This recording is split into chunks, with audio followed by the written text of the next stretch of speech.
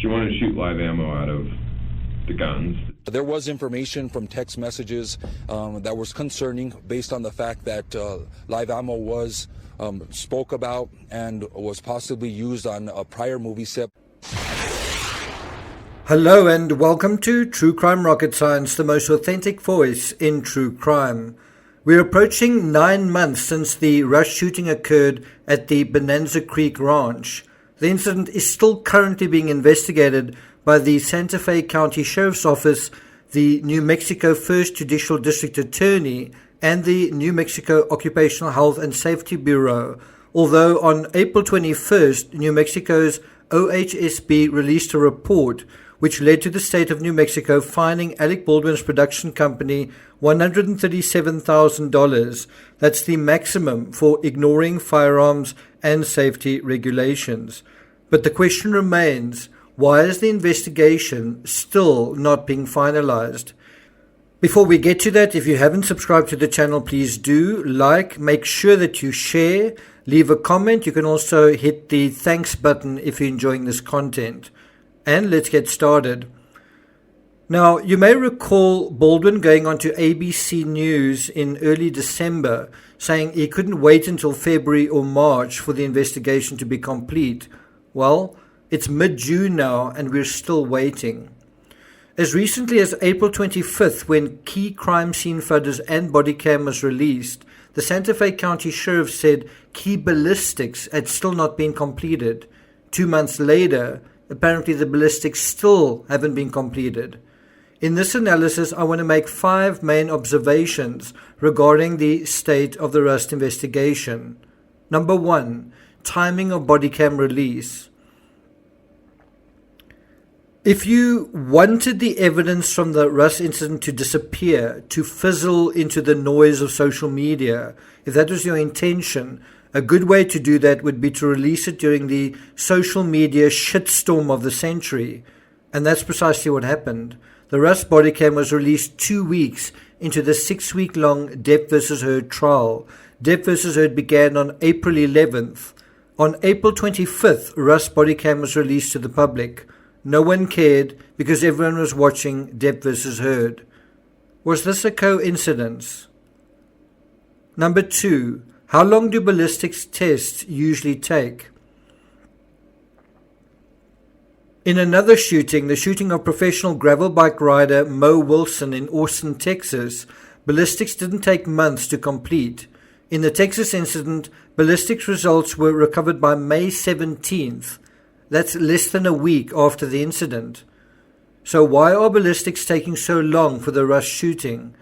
It may be that the type of weapon is so idiosyncratic that advanced testing is necessary, but even that explanation doesn't jibe with 9 months. We also know that as early as February 18, the New Mexico District Attorney said, quote, "It's possible for a gun to fire without pulling the trigger." In other words, she was supporting Alec Baldwin's claim and his statement in this regard. This suggests as early as February that the DA's position was favorable to the producers in a possible repeat situation of the John Benet Ramsey case. In that case, there was also the muddying of the judicial process, with large chunks of time going by with nothing apparently happening. Was that by accident or design? Is what's happening here by accident or by design? Number 3, Baldwin refers to investigation favoring him. As recently as just 1 week ago on June 1st, Baldwin confidently claimed on Twitter, quote, "When the DA's report comes out, you can apologize to me," end quote. The tweet has since been scrubbed, but it makes one wonder whether Baldwin has advanced knowledge of the outcome of the investigation or some insight to the investigation and its outcome. What's also clear is that Baldwin appears to be becoming more vocal about his innocence in the tragedy, even in the absence of the investigation being completed. Number 4, intention to finish the film. In line with Baldwin's increasingly emboldened claims of innocence, we've heard statements indicating that the production of Rust is set to resume even before the investigation has been completed. On May 16th, slap bang in the middle of Depp vs. Heard, and more specifically when the fever pitch of Amber's testimony was taking place, The Hollywood Reporter and many other news outlets reported from Cannes in France that the Rust production would be completed. Speaking from the film festival in Cannes, Baldwin's production partner Anjul Nigal made the following statement, quote, "Rust is obviously a horrific tragedy. The investigation will hopefully be resolved soon and will unveil what happened. Obviously, there will be people out there who will have negative perspectives, but we're confident about continuing to make quality movies." Nigam says he believes that after the Santa Fe investigation concludes, producers will finish filming Rust. End quote. This also implies the producers either knowing about, expecting, or feeling entitled to a favorable outcome.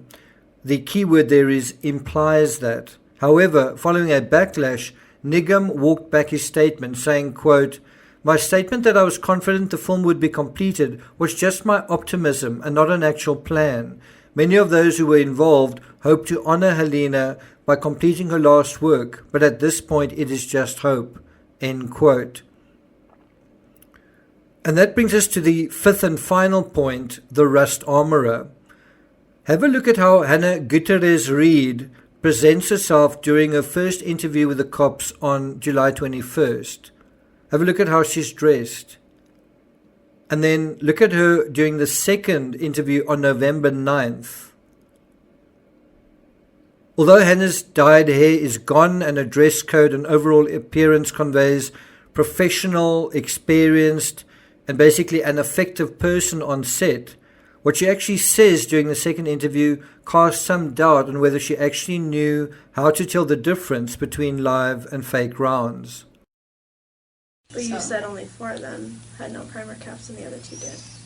Yeah, and the other 2 did. Yeah, I pulled that other one out slightly and looked for the hole. I mean, those holes are at the bottom, though. You'd have to pull it out a pretty good ways. I'm pretty sure it was, like, kind of midway. Hannah was also asked if she could tell the difference between a live round and a dummy round. That was the one that came out of the gun. Yeah. Okay. Okay. So, I don't know if you notice commonality between these that we suspect them to be live.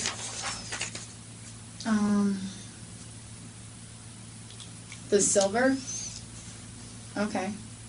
Alright. That didn't stick out to you when you loaded that gun? No.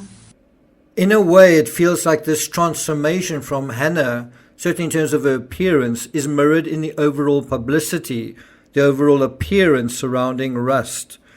That by saying certain words, by crafting a certain script and timing the release of all of this, those involved can just have their way.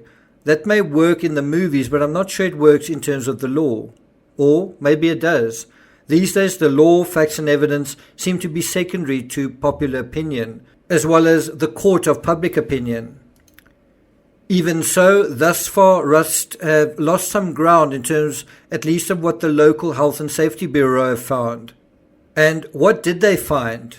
Well, they fined Rust the following, quote, "For ignoring firearm safety regulations, revealing that Guiterrez-Reed's time as armorer was extremely limited, and Assistant Director Halls had witnessed 2 other misfires and did nothing about safety issues, along with giving Baldwin the weapon that killed Hutchins and stating the production company failed to have a process for preventing live ammunition from getting onto the set."